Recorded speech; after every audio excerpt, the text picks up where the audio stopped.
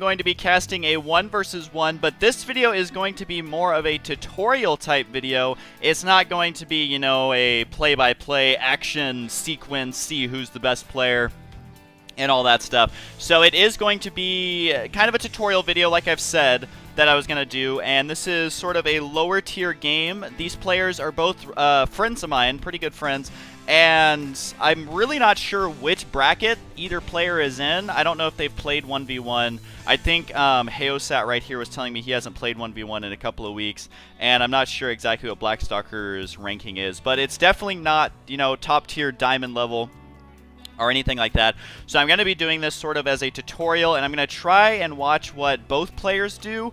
It's going to be hard to explain exactly what both players should do better. I mean, that takes quite a bit of work as I'm doing this in real time. This was a game that I watched live. I did watch this live as they were playing it, so it was pretty interesting. So it does look like Heosat got his good opener so far, where he gets his Overlord and then 13 drones. Now, it's really common to get your spawning pool at 13, but he's actually just going to keep pumping drones. You can get it at 15 as well, or you can even wait longer if you want. I prefer to get it at 13, sometimes 15, which it feels like you're losing minerals if you...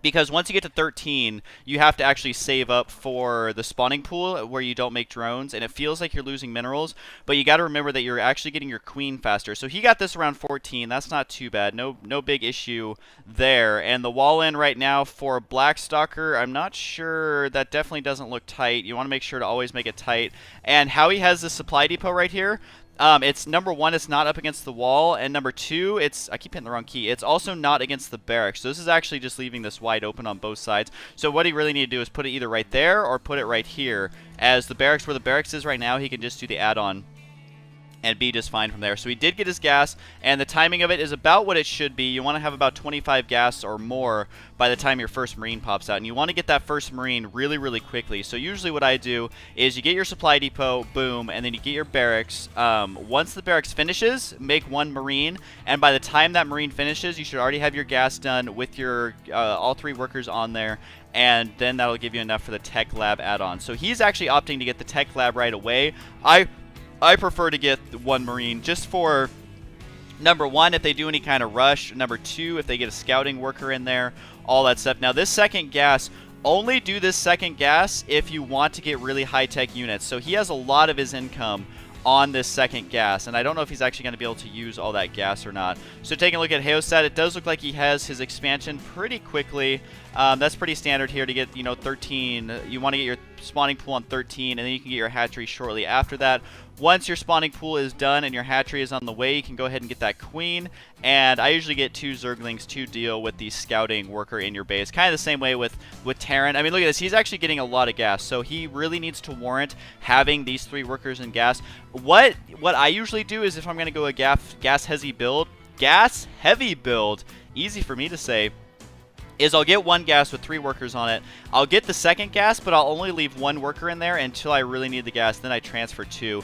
Because the amount of workers you have in the early game, I mean, if you take 3 of those away, then that is a huge part of your economy. Now, one of the units that a lot of players like in the lower tier of play is going to be these Reapers. I highly recommend getting Reapers if you're someone who's in the lower ranks of StarCraft, because what the Reapers are going to do is, a lot of times against the lower tier players, is you'll get lucky or they just won't be able to handle them, because Reapers are really, really cost effective against noobs. You don't see them a lot against higher tier players because they aren't that cost effective, but against someone who can't really micro that well, you can definitely get those, and usually you can kill a lot of workers. I would just go with your first Reaper. I wouldn't save up for 3 Reapers. I would just go with exactly what you've got. So now he's going to run in here, and do note that Heosat doesn't actually have any attacking units yet. So if we look at the production tab, he's actually not making any Zerglings or anything. So he was macroing very, very hard. I mean, look how many drones he has down here, and also his mineral line is still fairly saturated. So going to use that queen. Fairly good control here from Blackstalker. He's going to keep all these alive. So what Heosat needs to do is either micro the queen back or micro the queen to actually hit the ones in the back that are low on HP.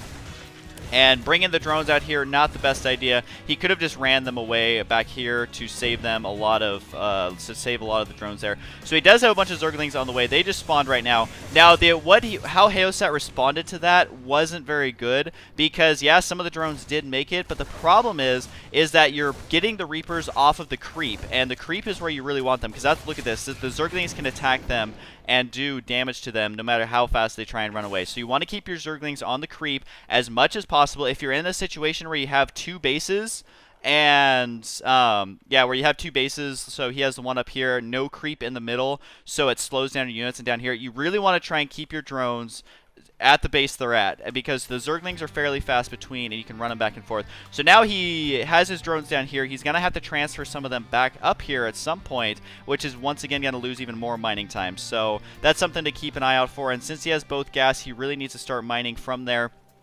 You have to warrant every gas you get. You really have to warrant it, unless you, I mean, you just always, if you have 2 gas, you need to be mining from it, and if you don't need 2 gas, then obviously don't make it because it is a waste of time and minerals. So now it does look like Blackstalker is, well, he's macroing up here. I'm kind of curious as to the amount of SCVs he has. Okay, so after that attack, he whittled it down to 30 drones. He still only has 22 SCVs though, so the income should actually be pretty good for Heosat. Yeah, it's even higher with a mule going here for Blackstalker. So while he did a lot of damage with those Reapers, I would still say that Heosat's in this because he didn't have to make Zerglings. He did make drones, and he did lose quite a few. But you always got to remember, if they are attacking you very early with something like 3 Reapers, then, I mean, they're going to be behind as well, too. So he didn't do as much damage as probably he needed to. And he actually has shields already for his Marines. That is definitely interesting there. And does he have a 3rd barracks? No. So right now what he's doing is he's pumping Marines off of 2 barracks with only 1, or he has 2 tech labs. That's not what you want to do. You want to be making those marks because look, he has a bunch of gas and a bunch of minerals. I just said those backwards. A bunch of minerals and a bunch of gas. There we go. So to pump mass Marine, you could out of one of them, but you really should be making Marauders, I would say, out of the other one, unless you're going to be doing some super high-tech unit. But I mean, he's getting the medvacs right now. Medvacs are dirt cheap, and you don't need to get those out super fast. But I am curious to see exactly what he does with that. So Heosat has macroed up a bunch of Zerglings. I would really recommend getting that Zergling speed, which he is.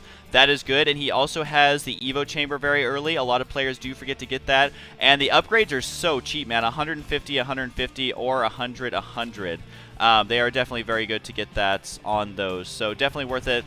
And a lot of newer players do tend to forget that. Now the Hydralisk Den right here, not researching the upgrade yet, but like I said, once you have the gas, make sure you're mining from it.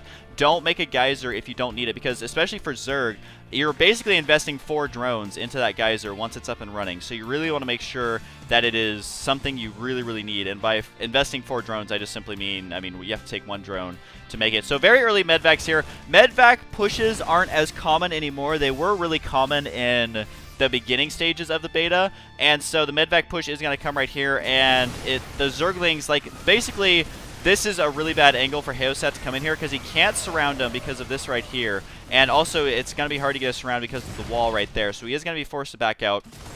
What I would have done in this situation is I would have tried to have 1 creep colony on the way, or 1 spine crawler on the way, and you know, just kind of try and do the static defense, and then if they try and break down your rocks, then that's when you're going to get into a defensive position right here, and it would have been a lot better than right there. And really, the positioning was good though, and now he's going to have a lot of trouble dealing with this army. Gonna lose 1 queen right there as she explodes, and both the medvacs are still up here. I mean, look, they're so low on energy, they've been healing like crazy, and once again, good positioning here by Blackstalker, going to get behind these minerals to make it very difficult for these Zerglings. I mean, look at the Zerglings, they run around like idiots when they are stuck in a corner like that. And I do want to mention that Heosat, he is setting up a creep highway, which is very good. It is going to allow him to do very quick counterattacks and stuff like that.